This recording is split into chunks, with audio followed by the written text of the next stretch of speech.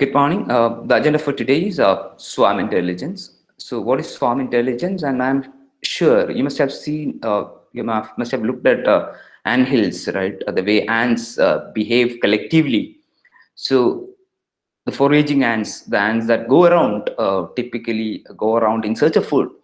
And what they do is like whenever an ant finds food, it comes back from the source of the food with collecting little food back to the and hill and and on when ants what do you call goes through a path or when they move they actually deposit a chemical called a pheromone and the ants behavior is typically ants follow pheromones, meaning ants deposit pheromones when they come back or typically travel along whatever the food sources or whatever, and and the ants typically follow pheromones. And if there may be ways to reach the same multiple paths to reach the same food source, but ultimately you may have realized that ants would find the shortest path from the ant hill, primarily like it's a place of what do you call place it lives to the source. Primarily it is able to find collectively ants are able to, by following the pheromone trails and depositing pheromones on the pathways they move, they're able to find a shortest path between source and destination, source being the food source and destination being the anthill. So I will we'll see that that's one of collective behavior of seemingly simple agents or simple animals with a collective behavior or collective actions which do have a collective notion of results, and seemingly I would say like, and that they're able to solve complicated problems. So it's essentially like swarm intelligence in the what do you call real world is all about collective intelligence or collective behavior of seemingly simple actions of small living beings resulting in solving or achieving complicated tasks. That is called swarm intelligence. And like the ant colonies, you must have seen these bee colonies, these honeybee colonies. Right, when the honeybees actually move around and look for, especially the worker bees, move around and look for food. And whenever what do you call a bee, a honey worker bee finds a good source of food, what it does is like it actually like at that location it does a special kind of dance called waggle dance. And so when the bees typically see this waggle dance, what they do is the others actually like go and test, right, try it out whether the food is actually good, or is it enough of kind of is it like kind of it's something that they can consume. And if they also realize, the moment a bee realizes that the food is good, they also start waggle dancing. So ultimately, if there are multiple sources of food around the bee colony, and what happens is like the bees will first attack the best source of food, meaning probably the ones with the largest amount of whatever food that they can consume, or probably the best food quality, whatever. What happens is like they'll always find the best food source first, and then ultimately all the bees will move there. So this is primarily because bees have a simple behavior of, whenever somebody is waggle dancing, go test it out, and if they feel that it's also good, they also start waggle dancing. Ultimately people will primarily the bees will all the bees which are looking for food essentially will ultimately will reach at that location, and probably that will become the food source for that particular bee colony. This is a waggle dance based bee colony finding the best source of food without nobody knowing like which is the best source, right? That's what it is. It's essentially collectively they decide. And another example of the swarm intelligence can be seen with the termites. And I'm sure you must have seen termites building arc-shaped structures, right? Or even what do you call it, small cave-shaped, arc-shaped caves and things of that kind. So how do they build these arcs, right? They have to have a proper engineering. Do they have proper engineering skills to make these arc-shaped structures? No. What happens is like they carry this mud, and they have it, and when they actually deposit mud, they have a they have a simple behavior. The behavior is these termites will deposit whenever, and they also mix, when they deposit mud, they also mix a special chemical. And the termites behavior is, if they see a mud deposit with the chemical that they can detect, they'll deposit on top of it. And if there is a structure, a pillar structure, they'll always climb in the slanting direction. So what happens is, like, so initially, the ones that are working, the termites, what they do is they'll collect mud and then primarily deposit at some locations, and some locations will be bigger than the others, which means that those bigger locations will have more of that chemical content, which means that more and more termites will deposit on top of it, and that may form some sort of a pillar-shaped structure. And the moment there's a pillar-shaped structure, there'll be a slanting side. So they climb, right? The pillar is like this. It climbs from here and will deposit here, and ultimately it'll actually, like, it'll form an arch-shaped structure. And so they're able to, without knowing whatever the engineering skills to make an arc, they'll construct arcs by the simple behavior of what you call deposit. Whenever you see chemical, the freshest, basically the largest amount of chemical being detected, which is essentially deposited by the termites, so they are able to build what you call arch-shaped structure. So three things: ants are able to find the shortest path between ant hill and the source of food without knowing all the graph algorithms. Second thing, the waggle, basically the bees, honeybees are able to find the best source of food without proper what you call proper skills, or primarily without a central control to understand which is the best source of food, without a global intelligence on the best source of food. So without any business intelligence or food intelligence, kind of, they're able to detect the best source of food. And a third one, without any engineering skills, simple behavior of termites are able to build what you call arch-shaped structures. So this is an example of what is called swarm intelligence. So swarm intelligence, let me repeat, it's all about a collective intelligent behavior of seemingly simple living beings, or living living animals, with very simple task, right? And they are able to achieve seemingly complicated or solve seemingly complicated problems or tasks, right? This particular aspect is called swarm intelligence. So definition, right, one of the research literature says swarm intelligence can be defined as the emergent collective intelligence of group of simple agents, right? And the simple agents will have, like an ant will have a small, will have a what you call very simple behavior, and the behavior, their collective behavior, they interact with the environment, or they interact with the environment either through depositing some chemicals, or some visual interactions like the bees does, and they're able to, like, with, and their collective what you call the collective behavior of the entire agents, when they act with a simple action, results in solving complicated problems. That's the essence of swarm intelligence, right? So the characteristic of a swarm is typically, like, it'll be composed of many individuals. There'll be, like, a lot of ants, there'll be a lot of bees, there'll be a lot of worker bees, there'll be a lot of termites. Individuals are homogeneous, they're all alike, right? They're all the same kind. Local interaction based on simple rules. Local interaction is like, whenever an ant see a pheromone trail, it'll actually follow the strongest pheromone trail. And the another action is, like, when they actually go and come back, probably, like, when they travel, they put a pheromone, right? They deposit some pheromones on the pathways. Self-organization, right? Meaning they do their job, and ultimately the system will organize its own. So basically, like, for example, the termites are actually building what do you call the pillar-shaped structure. They climb here, and they'll always climb here on the upper side on the slanting side, and then deposit on the freshest chemical, or the largest amount of chemical there. So the mud will be deposited out there. So what happens here is, like, the organization happens. So the structure is, like, kind of, it is emerging. It's an emergent behavior.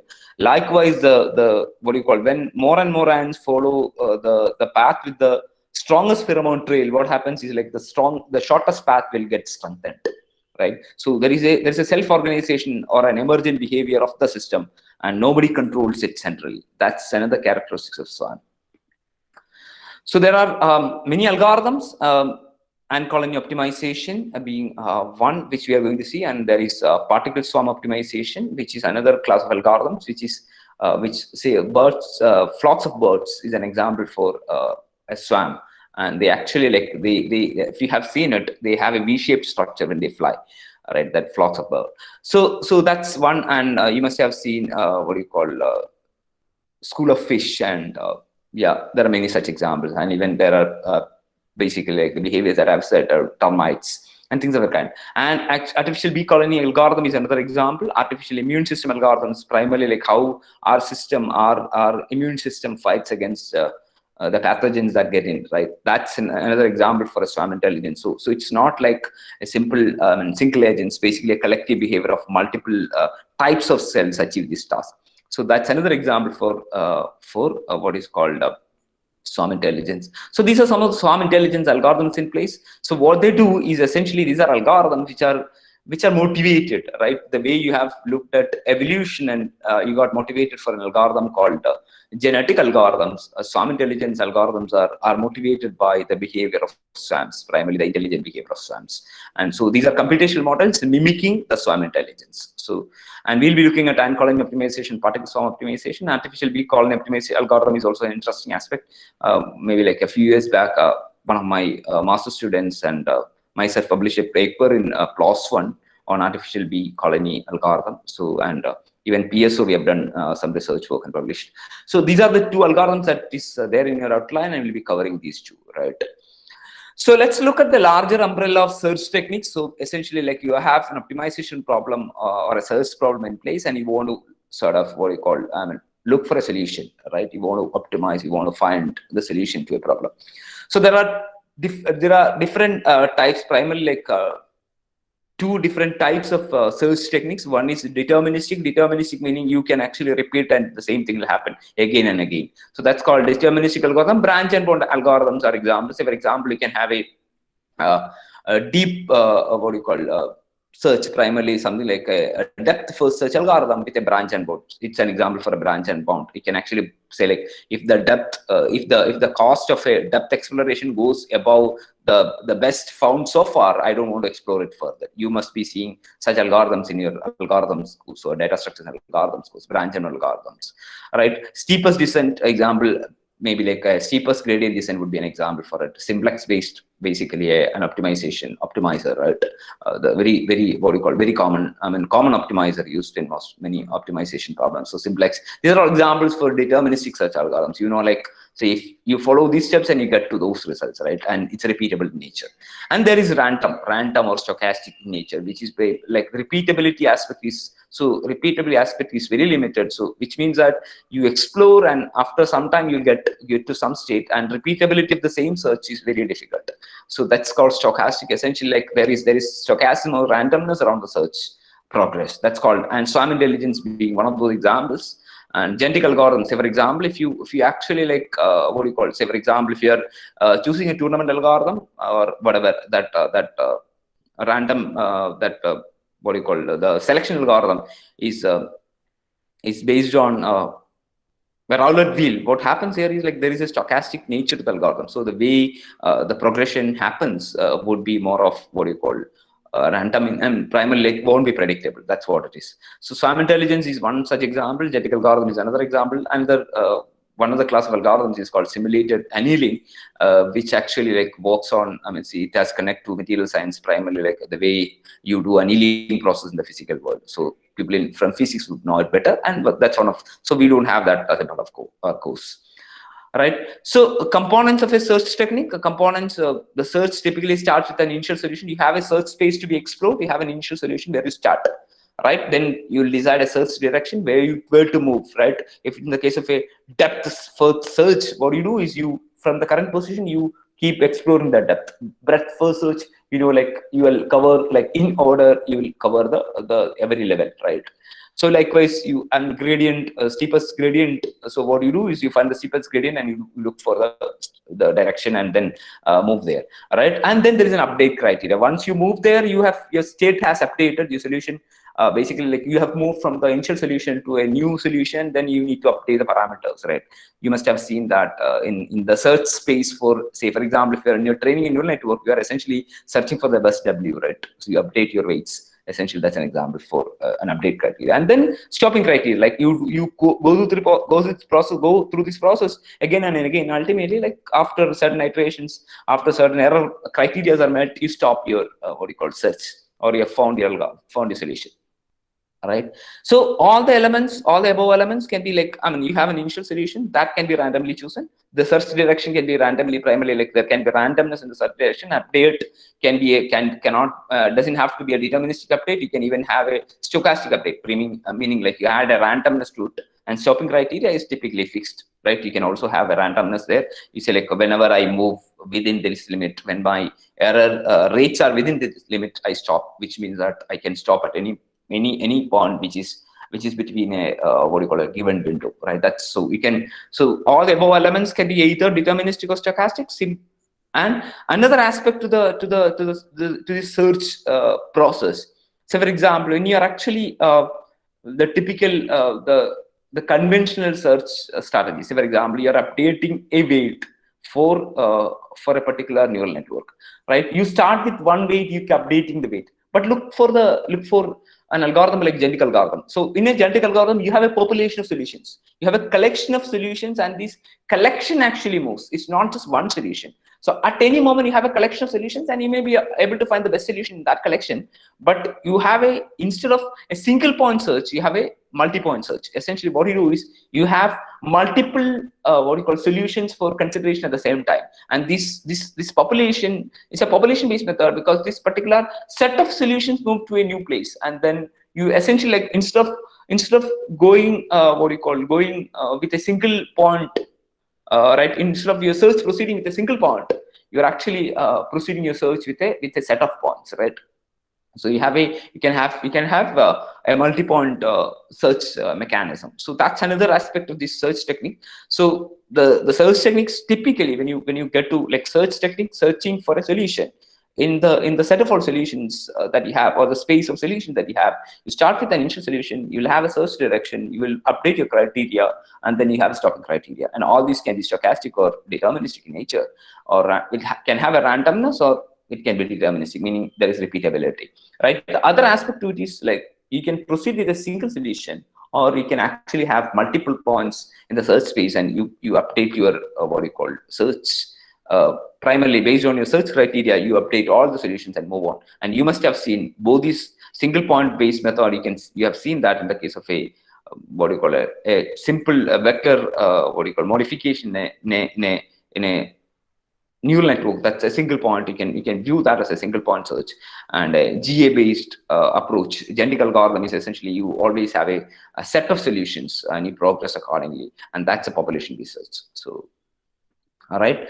And then there is an interesting term called heuristic. Heuristics is basically, so always you may not be able to, the problems can be hard or complete, right? You may not have the right solution which is computable with polynomial time, right? So which, or maybe like, see, basically these are called difficult problems. And such situations, what you do is like you don't know like the best solution. Rather, can I find a solution which is good enough, right? A heuristic or an approximate algorithm, they aim to find a good solution to a problem in a reasonable amount of computation time. You know that the problem may not have a good, basically the best solution cannot be found in reasonable compute time, but a good solution is enough. Say for example, when you are doing a TSP problem, it's a computationally hard problem, a traveling salesman problem with a large number of cities. Say for example, a 1,000 city TSP problem is computationally intractable, in the sense like it's very complicated. So what people have attempted is like people have tried to solve this problem using some sort of heuristics. Say for example, at every city I can have a heuristic, go to the nearest city. This is an example for a heuristics. And in the general class of AI algorithms, for example, algorithms like an S-star algorithm and things of that kind, these are essentially algorithms which leverage heuristics. Primarily, heuristics is basically for a complicated problem, is there a way to get to a good solution where I'll apply some sort of trick so that I'll get an approximate solution. It'll be a good enough solution. I may not get the best solution. So if I explore a TSP graph, basically a traveling salesman's problem graph, with a strategy like go to the nearest nearest city always. You start with one city, you always go to the nearest city. This can be thought of as a heuristic. It's called a you're essentially looking for the locally optimal solution and then move in there, right? It's also called a greedy search. It's called a greedy search. So greedy search is an example for a heuristics that you typically see. Right. So there is another, I mean, related class of algorithms called meta-heuristics. Meta-heuristics are essentially the strategies, primarily the algorithms, right? Algorithms which brings in these kind of heuristics into the context. So meta-heuristics are essentially high-level strategies that combine lower-level techniques for exploration and exploitation of the search space. So, for example, our evolutionary algorithms essentially implement. So you always have what you call a quantification of the best or the goodness of a particular what you call solution with what is called a fitness function, and then you apply randomness and then do selections, etc., etc., on top of it. So you always have an estimate, and using this estimate you collectively build, right? Using these building blocks you collectively build an algorithm. So that's an example for a meta-heuristics. Meta-heuristics and heuristics are related, but heuristics mostly with the trick, and meta-heuristics are mostly associated with what is called the strategy, primarily the algorithmic paradigm, right? Simulated annealing is another example, and our swarm intelligence is basically like falls in the, I mean, sometimes people call that in the class of nature inspired. They don't call it evolutionary, typically called nature inspired algorithms. Evolution is more of genetic algorithms in space, so you can typically call this nature inspired, right? It's called nature inspired algorithms. So I put nature inspired algorithms. So these are nature inspired algorithms, swarm intelligence, genetic algorithms. Evolutionary programming is essentially a variant of what you call what is called the genetic algorithm. It's called evolutionary programming. Essentially, you apply what you call apply principles of evolution in building computer programs. So evolutionary programming is one such nature-inspired algorithm. And another meta-heuristic is simulated annealing. So swarm intelligence is one of those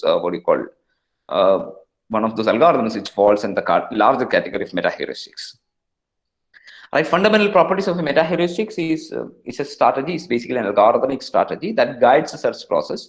The goal is to find the search space in order to find a near optimal solution. You may not get the best solution, right? They're approximate and usually non-deterministic, meaning there is randomness in it and they are not problem specific. So you don't have a meta-heuristic. Typically, you don't think of a meta-heuristic which is very problem specific. It's only for TSP. No, it's only for document classification. It's only for document clustering. No, nothing of that kind. It's basically like these are algorithms which are very generic in nature, but they use some tricks and they build on top of those basic building blocks and build what you call a strategy with which you can get to a what you call an approximate solution. So genetic algorithm is one, swarm intelligence is another, simulated annealing another, meta-heuristics. Right. With that introduction, let's move on to an algorithm called ant colony optimization algorithm, which is essentially mimicking the behavior of ants. Right. It's an algorithm which mimics the behavior of real ants. Right. Let's let me all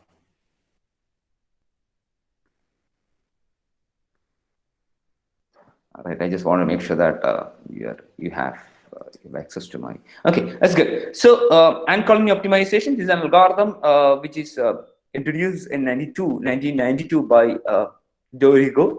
Right, originally it was called Ant Systems. You can see a little about history if you want to read that paper, and has been extensively applied in problems like traveling instance problem and several NP hard problems, right? Problems which doesn't have a proper polynomial solution, right?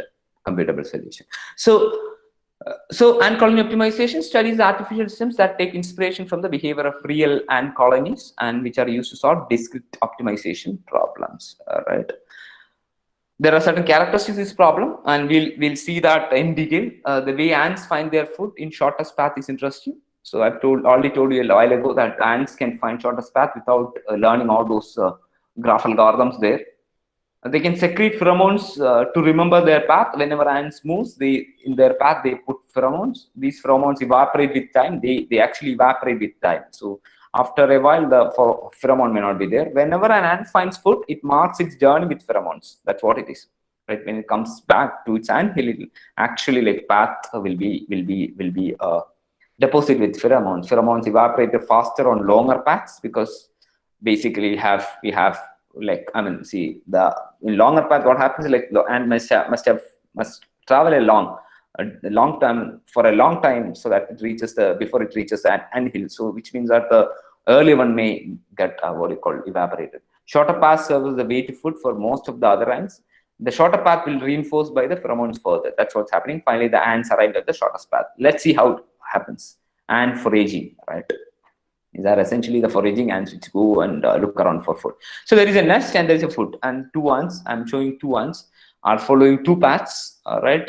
So and the through the ant that goes through the shortest path will essentially will ultimately reach the food first, right? Which means that will with the from the food it will come back first. So the other ant will take a little more time. So when the third ant gets in, the third ant see only like the trail on this, right? Trail on this particular path, because the other ant has not come back. The pheromone trail has not come back. So what happens here is like the third ant will also follow this, which means that more and more ants will follow ultimately, and the other pheromone trail will become what you call sort of unimportant, and this will become the important one, and this will be the path, which means that the shortest path the ant colony is able to find the shortest path between its nest and food, even though some ants may have followed this, etc., the same strategy. So I'll just run this once again. So essentially there are two ants starting at the same time, and one reaches first because that's the shorter path, that comes back first because it's the shortest path. The other third ant will actually, like another ant starting, will essentially like start that following the pheromone trail, and it will go to that food first, and ultimately every ant will reach that, right? If you have think of this kind, say for example, an ant can go this way, this way, this way, and likewise, and there can be an ant going this way, it will come first. There can be an ant going this way and this way. So ultimately, right, ants will follow all sort of paths, and ultimately, like the ants that goes to the shortest path will come back first, and that pheromone trail will ultimately become the strongest pheromone trail, and every ant will follow that, which is what is happening in an ant colony optimization. Can we mimic this phenomenon? Right? Can we mimic this phenomenon? Is a question that ant colony optimization asked to solve interesting problems. If our problem, the problem that we have in hand, if it can be posed as a graph, what do you call it, as a problem, looking for the shortest path in a graph with a given source and destination. So given source and destination, and I want to find the shortest path. Right? So if I want to find the shortest path between a given source and destination, standard algorithms do exist in the graph theory, right? And the moment it becomes like, the graph becomes a complicated graph, in the sense a large graph. This problem is like, finding the shortest path is not trivial, right? You don't have an algorithm which is computationally very tractable. So what you do is and one example will be TSP Brown, will come there.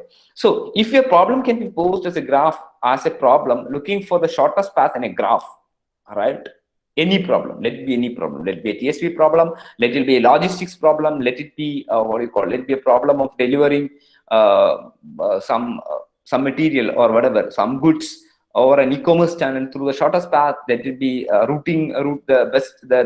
the shortest routing problem, whatever, a traffic problem, whatever be the problem. If your problem can be posed as a problem which is looking for the shortest path, if your problem can be, I repeat, if your problem can be posed as a problem which is looking for the shortest path in a graph, ant colony optimization can be used there. We are going to see that with an example which is TSP, right? So ant colony algorithm, the way it works is like, you'll set all the parameters, you'll initialize all the pheromone trails, etc. While the termination condition is not met, what you do is you'll construct ant solutions. Primarily, like you will deploy ants in your graph. So your problem is posed as a graph problem, and the problem in hand is basically find the shortest path of the graph given between a given source and a destination. All right, you'll construct ant solutions, and then you do like, once you place ants and construct the ant solution, what you do is you apply local search. Primarily, like, let the ant move and find out their own ways of moving around, and ultimately they'll find some sort of solution. And once they find some sort of solution, they'll update the pheromones, and the loop continues, right? Ultimately, till you get the best solution, right? So, and or you have a termination condition. So for example, I can say, like, I stop when I've gone through 50 iterations, 100 iterations, or my error rate. I'm primarily like, I don't see any better path, whatever. Termination condition can be something of this kind. Let's see some examples. Let's see an example of a traveling salesman problem. TSP problem, given n cities and distance function between n cities. That means, like, you've got a lot of cities. I've given you an example, a better example in the Indian context, in the a generic algorithm class. You must have that slide. So you have a graph, right? Graph connecting cities, and cities are connected through roads. and the distance between the routes are, I mean, primarily the distance between the cities through the routes are available, right? That's what it is. That's what the TSP problem is. And so traveling salesman, there is salesman who want to cover every city once and only once. No city should be visited more than once. And I want to, like, as the traveling salesman, he should travel the minimum distance, primarily like minimize the travel distance and cover every city, right? So this is what the agenda, right? Problem is in the heart, and so you don't have an algorithm which is polynomially computable, right? That's what it is. And a CO for TSP would look something like this. Let me maximize this. So you can initialize the ant colony. You can actually place each ant in a random city for each ant. So basically, like you can initialize the problems. So basically, you construct the graph and place ant randomly in each city, and for each ant you choose the next city. And so if there are more cities to visit, what happens is, like, basically you go through, like, the every ant goes through every other city, right? That's what it is, once, exactly once. So every ant, you can treat every ant as a traveling salesman, all right? And once the traveling salesman goes through, and then every ant will find its own solution, you can find the best among the solutions. And primarily, like, you look for what you call, you look for the best solution in that category. So essentially, like, you update the pheromones and then goes through all these iterations, and ultimately you will find the best solution, right? Let's see how this happens, how to implement ACU in a TSP context. And I've got some what do you call diagrammatic representation of it. So before we get into how ant colony optimization is being solved, ant colony optimization algorithm is leveraged to solve the TSP problem, let us look at some definition. Ants are simple computer agents. So in our case, these are the part of the swarm. So basically, the simple agents are ants. Move ant, meaning an ant want to move to the next position, right? Pick the next component in the constituent solution. Primarily, like, you want to get to the next point in a graph. You want to travel to the next what do you call, node in a graph. That's as simple as that, right? And there is delta tau. It's essentially the pheromone. Delta tau is like, you denote the pheromone trail, which is essentially happening over an edge, right? So the pheromone ants actually deposit pheromones in the edges, right? Primarily, if you are traveling through a graph, primarily traversing through a graph, the edges will have the pheromones. So the pheromone is denoted by tau. Tau is pheromone. Memory is basically ants memory, or it's also called a taboo. So taboo is essentially like, it maintains which all places I've gone, right? The ant remembers that, yeah, I have gone through these cities, right? Next move is basically the next move of that ant. So move an ant is basically pick the moment. This is essentially like, how do you pick the moment, and move ant is actually the action, right? These two are connected. The move and the probability to move is basically, these are connected. So you need to next move is essentially how do you choose, and move ant is essentially doing that action, right?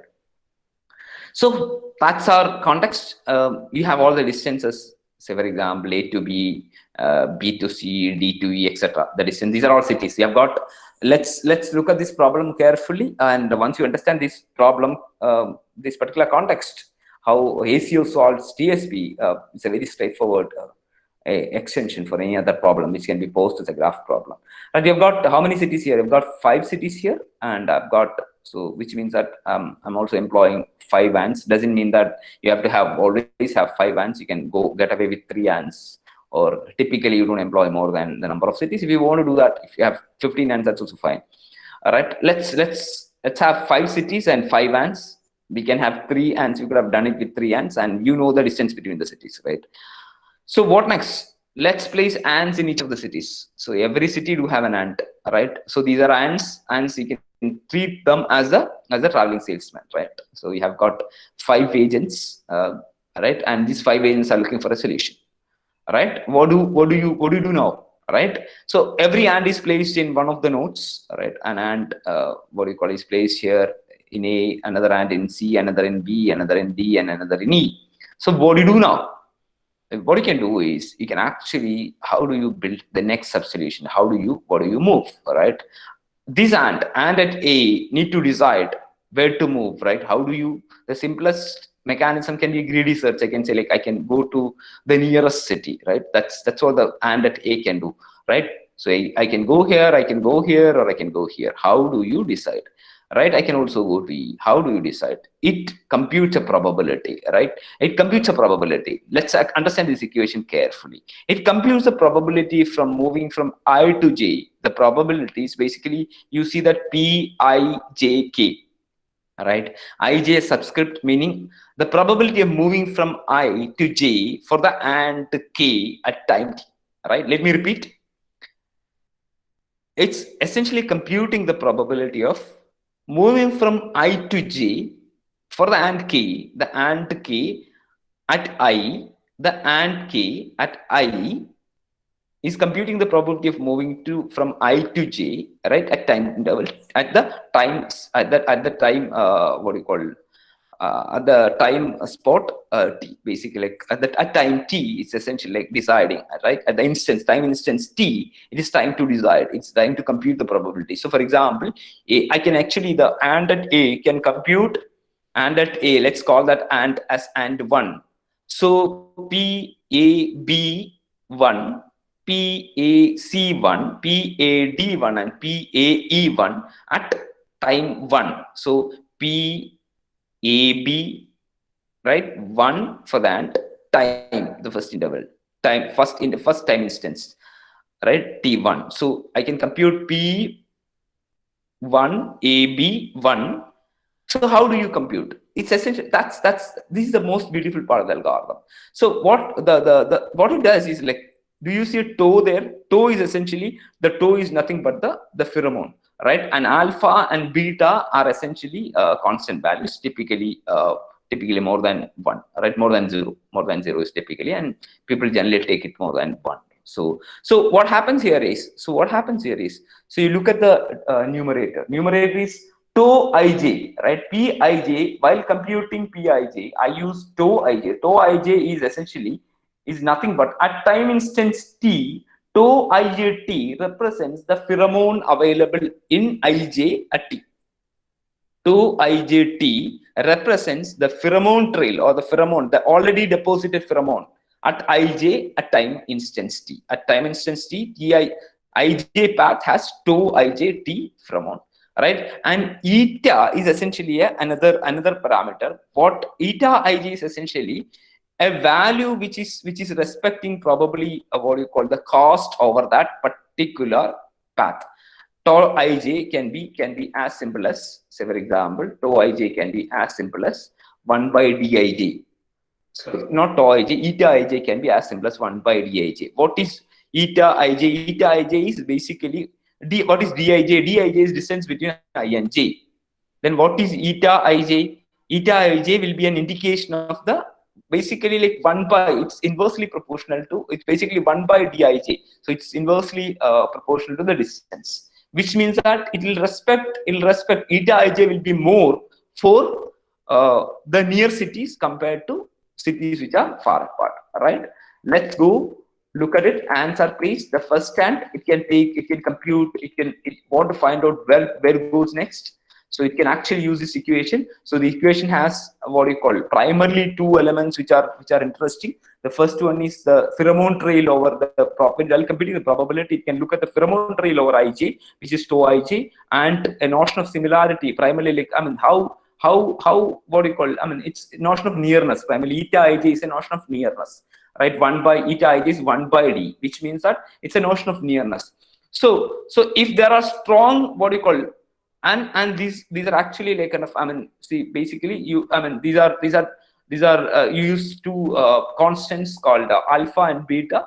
So tau to the power alpha and eta to the power beta. So essentially in the numerator, what you have is a combination of the pheromone trail and a parameter which respects the nearness, right? That's what it is. And the denominator, if you look at it, summed over all the allowed, right? I can actually sum over, right? I have this same numerator, the value for the numerator that can be computed for AB, AC, AD, and AE, right? And all these are summed up in the numerator. So this is essentially a fraction which looks into, right, the strength of a pheromone trail and the nearness, or primarily like the factor of of 1 minus cost, primarily the nearness aspect, right? So that's what it is. And what it shares, once it does that, what do you do?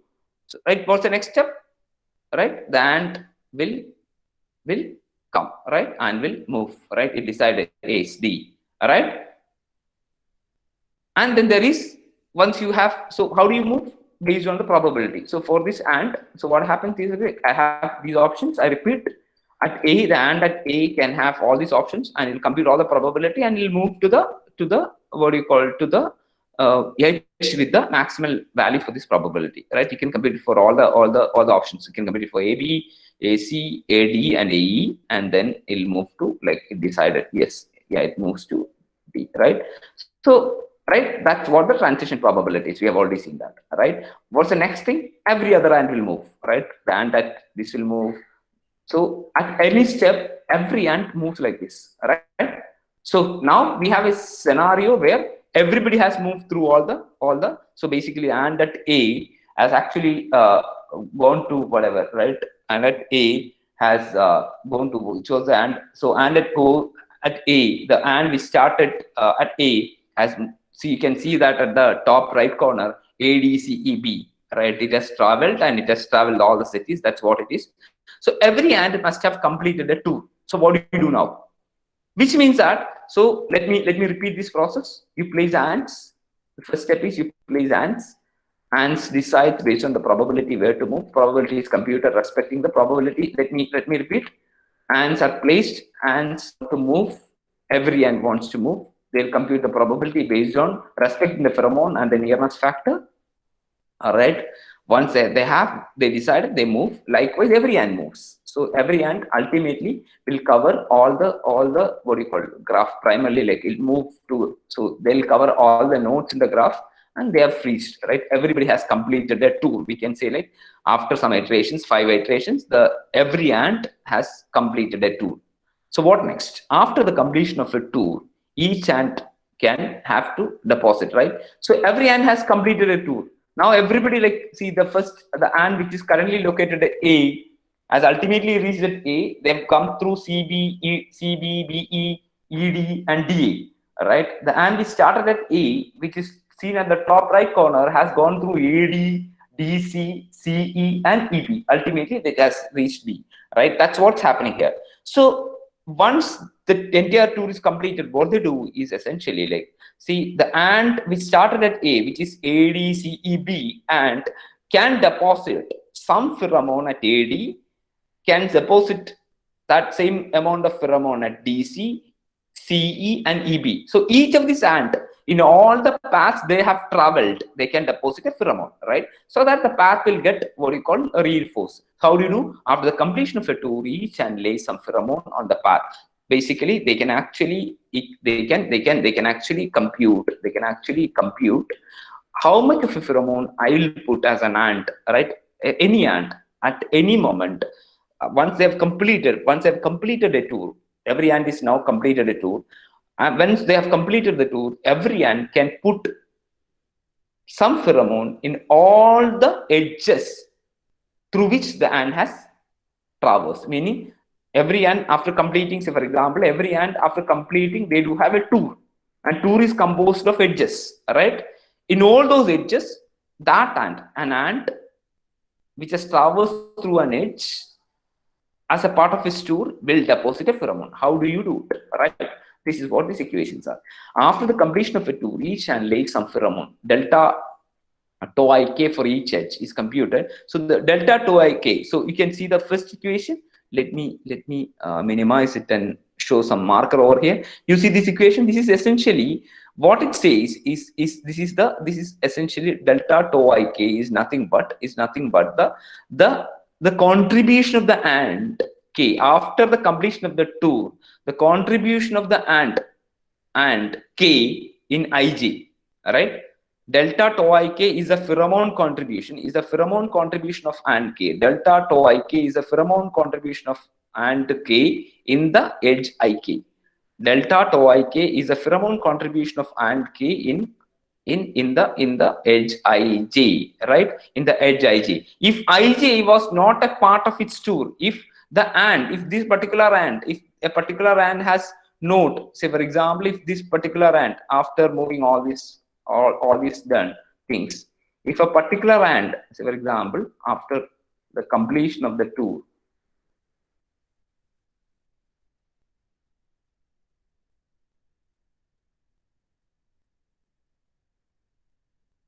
so everybody has completed the tour. See this ant, if a particular ant has not gone through a particular edge, right? That means if an edge is not a part of its tour, if an edge is not a part of its tour, if an edge is not a part of, if ij is not a part of the tour that k, the ant k has completed, it will not put any pheromone, right? Otherwise, he'll put a pheromone where the pheromone is basically like, I mean, see this is they compute this fraction q by lk. Let's see an example that will make your life simpler, right? This is the context where every ant has completed the two. Every ant has completed the two, and L1 is basically the first ant starting from A. It reached B, and probably like it has covered all of the city, and the distance that it covered is L1. The second ant is L2. The distance covered by second ant is L2, and likewise the fifth ant is 420. Q is the maximum among the distances. Q is the maximum among the distances. Q is essentially the maximum among the distances. What is Q here? The maximum among these distances is 450. All right, and the contribution of look at that equation. Contribution, the pheromone contribution of ant K delta tau K on edge ij will be 0 if the ant has not traveled through ij in its tour. Otherwise, it will be q by lk. So for the first ant, it will be 450. 450 is q, it's a max. 450 divided by 300. Right. For the second ant, it will be 450 by 450. Right. Then for the third ant, it will be 260. It will be 450 divided by 260.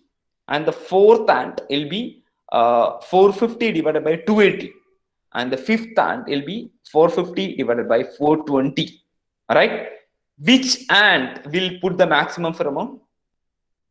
What will be the maximal value among all the 5 ants? What will be the maximum, what do you call, pheromone contribution that an ant can give over an edge for all these 5 ants? So we can easily see that 450 divided by 260, all right, the ant which has traveled, right, for the ant 3, its pheromone contribution will be 450 divided by 260. That will be the maximal value, which means that the ant which has traveled the shortest distance will be able to deposit the maximum pheromone, and the minimal will be 450 by 450 will be 1, right? So that will be the kind of equation there. So what do you do, right? Let's go back, look at this. What does equation say? So the first step is, after completion of a tour, every ant computes its pheromone contribution, right? And over an edge AB, say for example, if you're considering an edge AB, all the ants, some of the ants may not have gone through AB in its tour, some ants may have gone through AB in its tour. So you sum up the pheromone contribution of all the ants. Some of this may be like, if ant 2 has not gone through AB, this will be 0, that's okay. But others will contribute. So in an edge, you sum up the contribution from every ant, 1, 2, 3, 4, 5 ant. You sum up the contribution, pheromone contribution from every ant over an edge, and you sum it up. That is called delta 2. So then once you have that, what do? You essentially, like, this is basically the change in pheromone. The new Tn plus 1 or T plus 1, the new instance, n can be 1. So the new instance, at the new instance, what happens is, like, new pheromone will be, right? You essentially, like, see, I told you there's an evaporation of the pheromone, right? So essentially evaporate the previous pheromone a little. So rho is 0.5, meaning you make sure that half of the old pheromone is gone and the new pheromone is added. Basically that delta, just like the delta W update, the delta W over every edge, you update the pheromone. What do? So which means that so you can start with a random, or what do you call, ultimately, I mean, you can even say, like, I have got the same small value for pheromone in each of the nodes. So what happens is this is constant.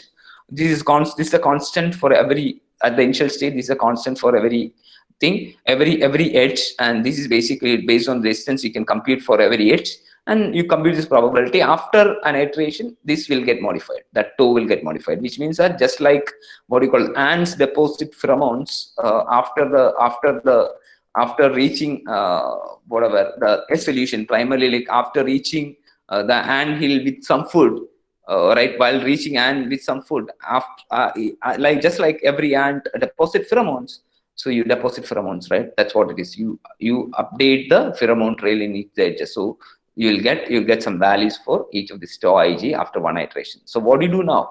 Once you have done this, what is next? What is the next thing? Next thing is simple, right? You updated the pheromone trail in each of the thing. End of first run, save the best tour. You can actually like say like, hey, this ant has covered with this kind of distance and this is the best tour so far, right? Sequence and the length. You can say like A, B, C, D, or B, C, D, A, whatever. That was the best thing.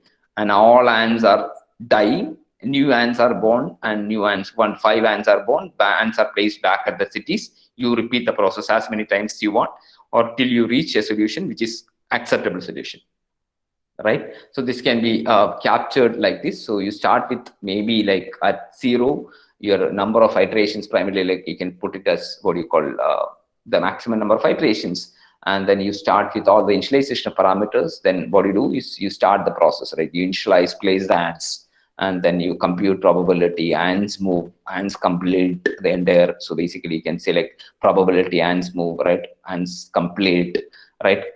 The distance will be computed, and then you update the pheromone trail and you keep repeating the process. So essentially I've told the same thing. So you do the same thing, and ultimately that's a, so where do you stop? You can stop when I don't find a path. No ant in any iteration finds a path which is better than the previous path, which is called a stagnation condition. Or I can also like, I will have 50 generations of ants or 5 generations of ants. So that can be a stopping criteria. So that's all about what you call TSP being solved, TSP attempted with what you call ant colony optimization. So in essence, what we have done is like we have posed our problem. The TSP problem is essentially a graph problem, and our solution is essentially a shortest path problem between given source and destination. And we have used the notion of ant colony optimization to solve the problem, right? Ant colony optimization is, what you need to do is you have to bring in the notion of agents. You have to bring in the notion of pheromones. You have to bring in the notion of what you call respecting the cost in the graph if you want to. All right, you have to bring in the notion of how do you compute the probability, and you have got an equation, and basically based on the pheromone and the notion of cost. All right, the same equation can be used in somewhere else also, some other problem which is essentially a graph problem. And then what you have is essentially what you call, you allow the ant to go through the process. Once you have done that, you update the pheromone trails and you keep repeating as many times you want, or till you stagnate in your solution. So this is an example for ant colony optimization, and this can be applied in variety of problems, TSP being one of the easiest examples. That's the reason why I've chosen. Doesn't mean that you can actually use this to solve bin packing problems, assignment problems, any optimization problem which can be posed as a graph problem, where the solution is actually a shortest path, you can solve using ant colony optimization. That's all I wanted to make. That's the comment I wanted to make. And we can potentially take a small break if you want, and we can come back. That's one option. Otherwise, we'll continue with the next topic. Let me stop recording here.